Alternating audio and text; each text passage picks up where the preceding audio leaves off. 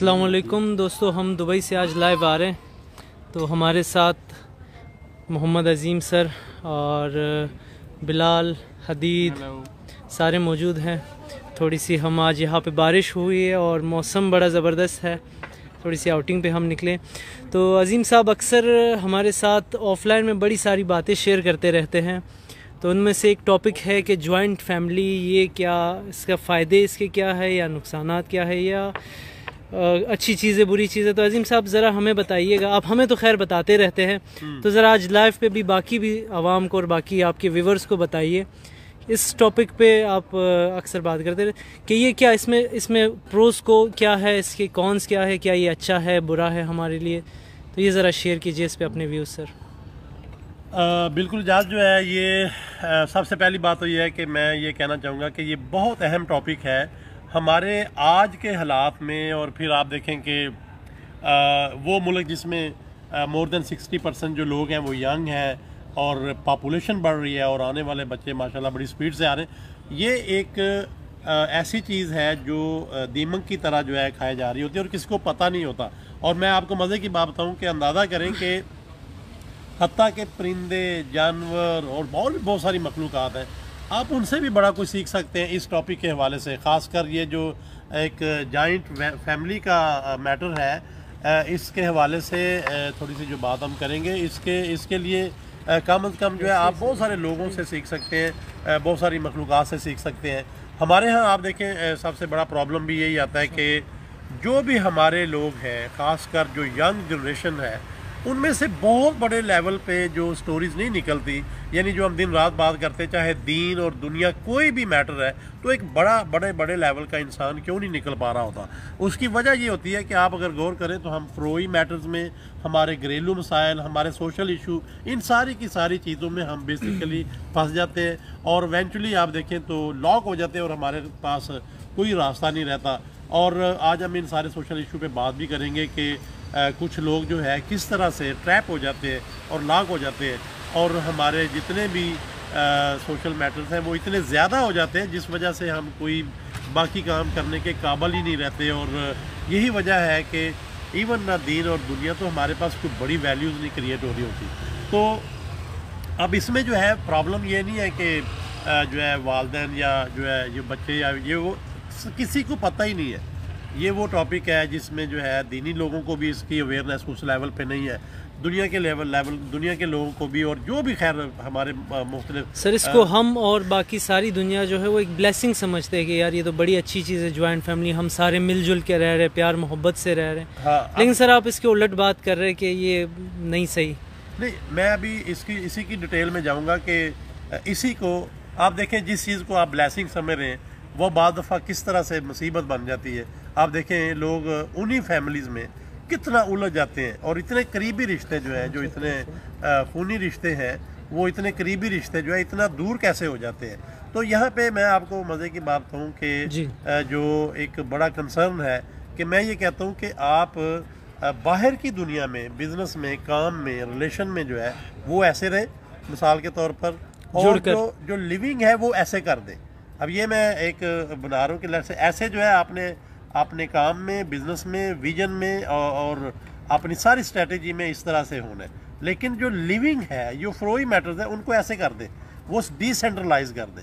ये बड़ी अहम बात है। आपने जितने मैटर्स हैं ये ब्लेसिंग लेनी है, सेंट्रलाइज करने हैं, लेकिन इसमें आपने ज़हन में रखना है रहने का, खाने का, फ्रोई मैटर्स का, और जो छोटी छोटी चीज़ें हैं उनको डिसेंट्रलाइज करें। अच्छा, हमारे यहाँ गलती ये होती है, अगर आप किसी के साथ रह रहे हैं, अगर आप किसी के साथ जो है, अगर आप मुकम्मल तौर पर एक घर में एक खाने के साथ अगर टेबल पे बैठे हैं, तो फिर तो वो बहुत बड़ी सक्सेस कंसिडर होता है, वो बहुत बड़ी कामयाबी और बड़ी, आप कह लें जो बात आप भी करें, वो ब्लेसिंग कंसिडर होता है। लेकिन जब आप मिसाल के तौर पर जो है अगर एक किसी यंग बच्चे की शादी हो गई है और अगर वो अपनी बीवी के साथ सेपरेटली खा पी रहा है या रह रहा है, तो उसको उसी वक्त जो है ये काउंटर किया जाता है कि ये शायद हमारे साथ नहीं है और हमारे साथ अलाइंस नहीं है, और वो फील कर रहा होता है कि मैं आपके साथ हूँ।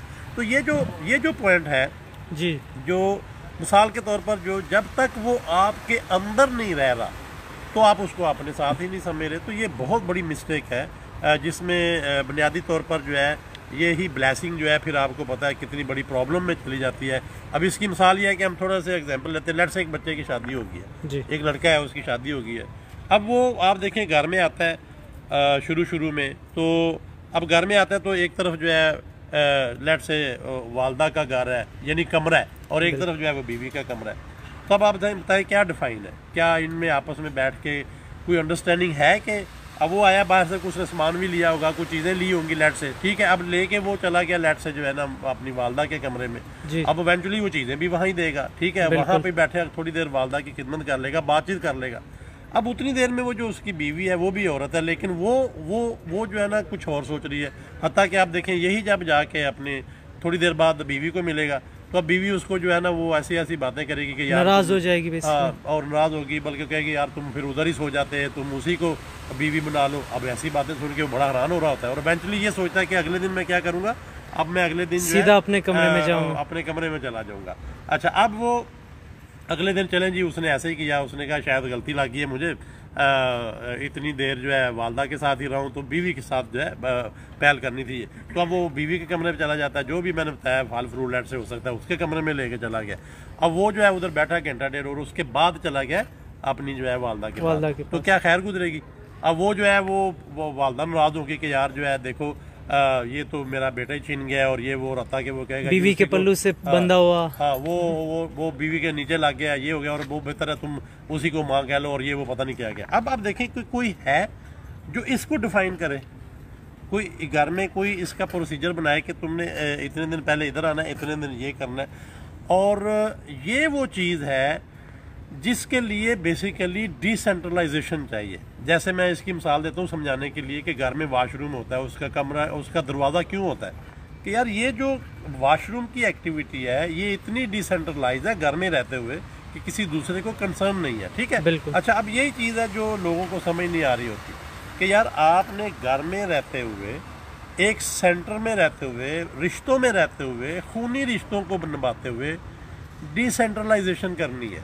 सर, इसमें ओवरसीज पाकिस्तानी का फिर क्या रोल आ जाता है? वो अपनी फैमिलीज को किस तरह प्रोटेक्ट रखें, क्योंकि आपको पता है अभी पाकिस्तान की सिक्योरिटी हालात भी अच्छे नहीं है, तो वो किस तरह, लेट सपोज एक बंदे की सिर्फ एक बीवी है, कोई बच्चा नहीं है, उसके अंदर कोई वो नहीं है, तो वो अगर अकेला रखता है तो सिक्योरिटी इश्यूज भी होते हैं, साथ साथ वो अकेली बोर भी हो जाती है, तो वो क्या करे? अब ये भी एक बड़ा अहम टॉपिक है, अगर के देखें तो ये सेपरेट बहुत बड़ा टॉपिक है।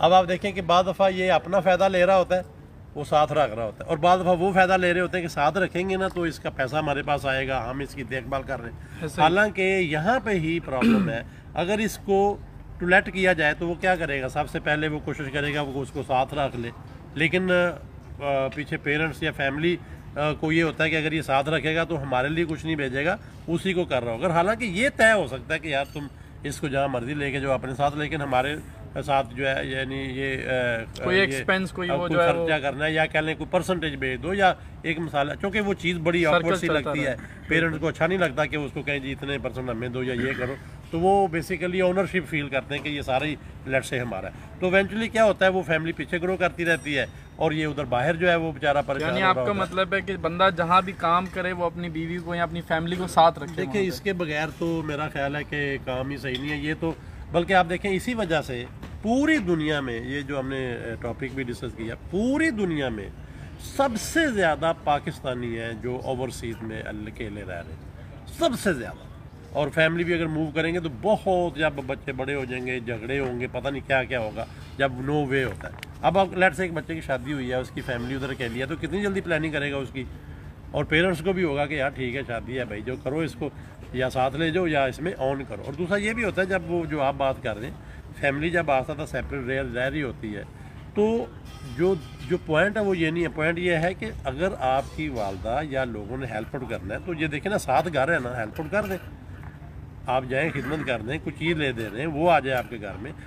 असल मकसद ये है कि करीब घर हो लेकिन डिसेंट्रलाइज हो, ठीक है। अब हो सकता है वो आपके मतलब बीवी जो है वालदन के पास आ गई है, वालदन उसके घर चले गए, लेकिन इकट्ठा रह के ही ये चीज़ साबित करना कि हमारे अंदर बड़ा प्यार है, बड़ी मोहब्बत है, ये तो यही फिर मेरा फिर पॉइंट ये है कि यही फिर जो है आगे क्यों नहीं चलता। आप जिस बंदे को पूछ रहे होते हैं, ओ जी अब क्यों लैदा हो गए हो यार, ओ नहीं जी बच्चे बड़े हो गए, तो ये कौन सी चीज़ है जो बच्चे छोटे होते तो ठीक है, बड़े होते ये कौन सा फार्मूला है, ठीक है। या जैसे वो आजाद बात कर रहा था कि जी ये तो ब्लेसिंग है, तो ब्लेसिंग बच्चों के बड़े होने के बाद ख़त्म हो जाती है, ये कौन सा तरीका है ठीक है या नहीं। हाँ ये ज़रूर है, जो असल बात है कि बच्चों का एक सर्टन टाइम जो होता है वो वालिदैन के साथ होता है, जिसमें उन्होंने जारी बात है ग्रो करना होता है थोड़ा सा, आप टीन एज कह लें, टीन एज तक वो जो है वो ठीक है, वो एक अल्लाह ताला का निज़ाम बना हुआ है। लेकिन उसके बाद जब आप ब्लेसिंग कंसिडर कर लेते हैं इन सारी चीज़ों को, तो वो तो इवेंचुअली जो है इतना ख़तरनाक है कि मैं समझता हूँ, आप देखें वो पैनिक हो जाते हैं यार बंदे कि यार एक तरफ वालदैन है जिनके साथ जन्नत लिंक है, ठीक है, वालदा के पाँव के नीचे जन्नत है, और दूसरी तरफ बीवी है जिसके साथ फैमिली लिंक है, ठीक है ना। ठीक है, अब दोनों रिश्ते डिफरेंट हैं, दोनों रिश्तों की इंपॉर्टेंस डिफरेंट है। एक रिश्ते से आपकी आगे आपका करियर और अगली जनरेशन चलनी है, फैमिली बननी है, और आपकी वालदा भी तो, वालदैन भी तो किसी तरह आपका वजूद ही उनसे था या नहीं, पहले वो भी तो इसी तरह आए थे, ठीक है या नहीं।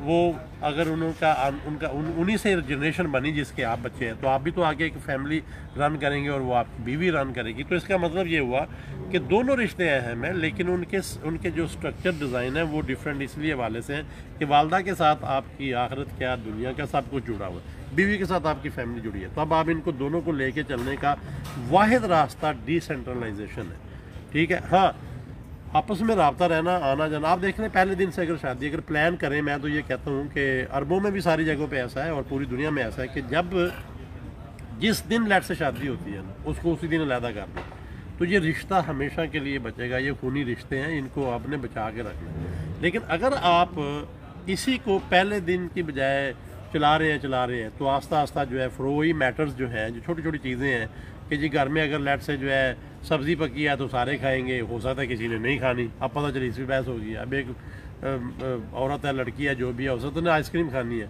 अब वो आइसक्रीम अगर आई है तो पता चले अब्बाई तक खबर चली गई है कि जी आइसक्रीम आई थी, क्यों आई थी। तो बात घरों में तो इतने इतने अजीब मसले बन जाते हैं। अब मीटिंग हो रही होती है जी, सारे लोगों को अब्बाई लेके बैठे कि हाँ भाई आइसक्रीम किन्नू पूछे, आ लो। और अब्बा जी को होता है कि अगर ये आज आइसक्रीम नहीं पूछ रहे तो कल को तो बड़ी बड़ी चीज़ें नहीं पूछेंगे, प्रॉपर्टियाँ नहीं पूछेंगे, हिसाब किताब कैसे होगा। तो आप देखें ना, फ्रोई मैटर्स को इतने बड़े प्रोजेक्ट से लिंक करना उसकी ज़रूरत नहीं है। Someone should not know that कि जी आपने क्या खाया, इसका कंसर्न नहीं है। एक बंदा सोया था, कितने बजे उठ गया, यार क्या मैटर है, ठीक है या नहीं। तो अब यही वजह है कि वो जो बड़े होते हैं वो भी फंस जाते हैं छोटे छोटे मसाइल में, और जो छोटे होते हैं वो भी फंस जाते हैं। तो इवेंचुअली ये तो एक टॉपिक है, ये तो हमारी सोसाइटी का एक मैटर है, जबकि इस तरह के थाउजेंड्स केस हैं जिनमें हम उलझे हुए हैं। तो हमारे पास टाइम ही नहीं है, हमारे पास माइंड ही फ्रेश नहीं है कि हम कोई काम करें, कोई इकोनॉमी बनाएं, कोई मैटर जाए। उन सारी चीज़ों की जगह हमने ये वाली जगह ले ली हुई है, और ये इससे हम जो है ना लूप में फंसे जा रहे हैं। जबकि आप देखें, जो अभी बात भी हम कर रहे थे टॉपिक वाइज भी, पूरी दुनिया में ऐसा नहीं है। एक टीन एज के बाद जो है बच्चे को सेपरेटली किया जाता है, फ्लड किया। आप देखें पूरी दुनिया डिसेंट्रलाइज होकर रह रही है। ये जो घर हैं इतने क्यों बने हैं, फिर इतने अपार्टमेंट क्यों बने हुए हैं, इसका मतलब है डिसेंट्रलाइजेशन लिविंग का कंसेप्ट है। लेकिन आप इसको प्लान से करेंगे तो ब्लेसिंग भी होगी, रिश्ते भी बचेंगे। लेकिन अगर आप इसको कर ही अनप्लान रहे हैं कि जी खुद ही जो होगा लड़ाई होगी, कैसे होगा, तो उससे फिर बेसिकली इतने करीबी रिश्तों के फिर आप देखें शरीका बना लेते हैं, ठीक है। वालिदैन बच्चों के साथ, बच्चे वालिदैन के साथ इस वजह से शरीका बन जाते हैं। और इतने करीबी रिश्तों के फिर जनाब के अंदर मैं ताड़े जनाजे ते नहीं जाना, मैंने ऐसे कर देना, मैंने इसको मार देना। तो ये सारे का सारा मामला कल्चर की वजह से और रीजन की वजह से आप देखें तो लिंक्ड है। खासकर ये जो ओवरऑल सारा रीजन है जिसमें इंडिया पाकिस्तान भी आ जाता है। अगर अदरवाइज़ बाकी दुनिया में तो इस तरह के कोई कंसेप्ट नहीं, ना इसका कोई असासे कमतरी है कि जी ये अगर मेरे साथ जो है बैठ ही नहीं रहा, रोटी नहीं खा रहा, या इस तरह से नहीं कर रहा। अच्छा, उसकी भी वजह ये होती है कि जो बच्चे हैं ना वो वालिदैन से शादी से पहले बड़े लिंक्ड होते हैं, खाना इकट्ठे खा रहे हैं, किधर गए थे, क्या कर रहे थे, कंट्रोल होता है। और वो इवेंचुअली जो है शादी के बाद ये कंट्रोल किसी और का होना होता है, ठीक है ना। इवेंचुअली आप देखें, ये सीधी सी बात है, बीवी के साथ कंसर्न हो जाता है वो, लेकिन वो वालिदैन को अच्छा नहीं लगता। या इस तरह कह लें बाद ससुराल वाले भी हो जाते हैं, तो वो अच्छा नहीं लगता वालिद को, यार ये क्या है, ये हमारे पूछे बगैर किधर गया, ये क्या कर दिया इसने, क्या कर लिया। जबकि उनका कंसर्न, इन छोटे मैटर्स का कंसर्न बड़े कंसर्न से नहीं होता, और ना उसका प्लान होता है कि जो है ना आज मैं ये नहीं पूछ रहा तो कल वो भी नहीं पूछूंगा। आप बेसिकली उसको बर्बाद कर देते हो कि आज ये नहीं पूछ रहा तो वो भी नहीं पूछेगा, तो आप खुद ही उसको कंट्रोल कर रहे होते। तो इससे बड़े बड़े लॉसेस होते हैं। इंसान जो है मुसलमान है अल्हम्दुलिल्लाह, वो सोचता है यार अगर मेरे वालिदैन नाराज़ हैं तो मैं तो कुछ नहीं कर सकता, और फिर बाद में सोचता है अगर बीवी नाराज़ है तो मेरी फैमिली नहीं बनेगी। तो आप देखें किन किन मसाइल में वो उलझ के तो काम ही नहीं कर पाता। अच्छा उसके सर, बाद आपने जो बात की वालिदैन की नाराज़गी की, तो इसमें काफ़ी लोग जो है वो गलत स्टेप भी उठा लेते हैं सिर्फ इस चीज़ पे कि यार मेरे वालिद नाराज़ हो जाए, मेरी वालदा नाराज़ हो जाए। हालांकि जारी बात है, वालिद या वालदा बुरा तो नहीं चाहते अपने बेटे का या अपनी बेटी का, लेकिन कई बार वो किसी चीज़ के बाइस्ड होते हैं।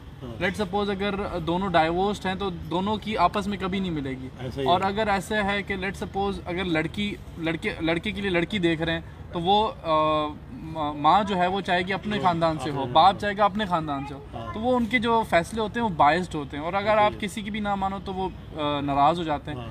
तो इस्लाम में भी और बाकी भी कौन सी चीज़ है जिसमें हम नाराज़गी जो है वो बर्दाश्त कर सकते हैं कि भाई ये वो वाली नाराज़गी नहीं है जो अल्लाह भी जिस पे नाराज़ हो जाए। ये फ़रोई मैटर्स हैं, इनमें आपका इख्तियार है, और कौन सी नाराज़गी है जिसको हम कह सकें कि हाँ भाई वाकई ये टोटली एथिकली रॉन्ग है। अब ये वैसे अल हदीदी जो भी है, ये भी क्वेश्चन तो बड़ा अहम है, बल्कि इस पे नेक्स्ट कोई डेडिकेट वीडियो भी बनाएंगे अपने हमारे जो ऑडियंस है उनके लिए। ये ना इतना बड़ा वसवसा और ख्याल डाल दिया जाता है, और होता वालिदैन की तरफ से ही है। अब देखिए वालिदैन जो है बड़े करीबी होते हैं बच्चे के, अगर वालिदा ही कह दे कि तुमने मेरी बात नहीं ना मानी तुम जहन्नम में जाओगे, वो बेचारा फंस जाता है। लेकिन आपने बात सही की है कि इसको थोड़ा सा परखना पड़ेगा, थोड़ा सा देखना पड़ेगा कि यार इसकी कितनी इम्पोर्टेंस है ये वो। तो मैं ये समझता हूँ कि इसकी जो फ़रोई मैटर्स के हवाले से कुछ मामलात ऐसे हैं जिनका कोई कंसर्न नहीं है इतना बड़ा, वालिदैन को भी समझना चाहिए उन मैटर्स को। बच्चे से पहले वालिदैन को स्टडी करनी चाहिए कि यार ये जो मैटर्स हैं इनका कंसर्न नहीं है, मिसाल के तौर पर जो है, और बच्चे को भी समझना चाहिए कि ये मैटर जो है इनका कोई कंसर्न नहीं है इतना बड़ा, ताकि जो असल कंसर्न है उनकी तरफ हम जाए। उनकी तरफ हम जा ही नहीं पाते और इनमें उलझ जाते हैं। इसमें बच्चे को भी क्लियर हो कि अगर ये मैं बात मानता हूँ नहीं मानता तो इसका कोई बड़ा मैटर नहीं है। जैसे आप देखें कितनी माइनर चीज़ें हैं जो आस्ता आस्ता क्लियर होती जाती हैं, जबकि छोटा होता है तो क्लियर नहीं होती। वो घर में होता है तो वो पता चल रहा था ये खाना ये नहीं खाना, और उसके बाद उसे पता चलता है कि यार अगर मैंने ये खाना खाया तो शायद वालिदैन का कंसर्न नहीं है। तो ये बड़ी ओपन सी बात है कि सबसे पहले वालिदैन को क्लियर होना चाहिए कि हम बच्चे को जो खामखा डाले जा रहे हैं कि तुम ये शादी ऐसे करोगे, फलाना ऐसा करोगे तो पता नहीं ऐसे हो जाएगा, तुम इस पर बात नहीं मान रहे और ये वो, तो वो वालिदैन को भी पता होना चाहिए यार इससे बच्चे को खामखाई जो है वो, जैसे अभी अल्हम्दुलिल्लाह हमारे बच्चे हैं तो हमें पता है कि उनको अगर इन चीज़ों में उलझाएंगे तो वो बहुत ज़्यादा, जैसे आप खुद कह रहे हैं, वो खुद भी फिर बच्चे भी बायस हो जाएंगे, वो परेशान होंगे कि पता नहीं, या बच्चों को भी फील होगा कि पता नहीं मैं माँ की साइड पे हूँ, बाप की साइड पे हूँ, या मैं क्या कर रहा हूँ। तो ये चीज़ों की ओवरऑल ज़रूरत नहीं है। इसी तरह बच्चों को भी पता होना चाहिए कि यार ये ना वालिदैन को थोड़ा सा मिस्टेक लग रही है, उल्टा बल्कि वो समझा सकते हैं, बच्चे कई दफ़ा उल्टा समझा सकते हैं कि ये जो मैटर्स हैं ये आपके कल्चर के, आपके इलाके के, आपके टाइम के मसाइल हैं। आज के टाइम के ये मामला है ही नहीं है, इनका कोई कंसर्न नहीं होता, और लिहाजा आप भी इसमें क्लियर हो, नहीं तो मैं क्लियर हूँ कि यार मैं ये चीज़ कर रहा हूँ या नहीं कर रहा। तो इससे अच्छा फिर वालिदैन बाद में देख लेते हैं कि ये बच्चा हमारा ही है, लेकिन ये उस मैटर में हमारा नहीं है जिसमें हम करना चाह रहे थे।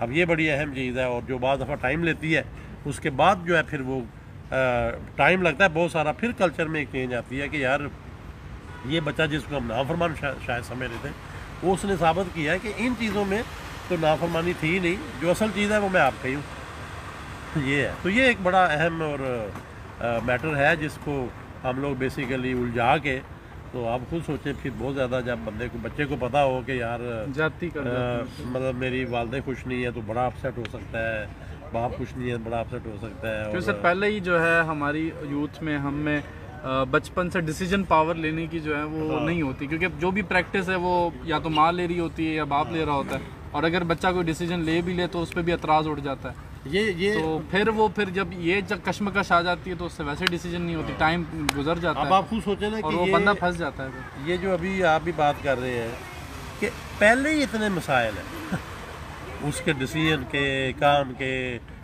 एजुकेशन के, पता नहीं कितने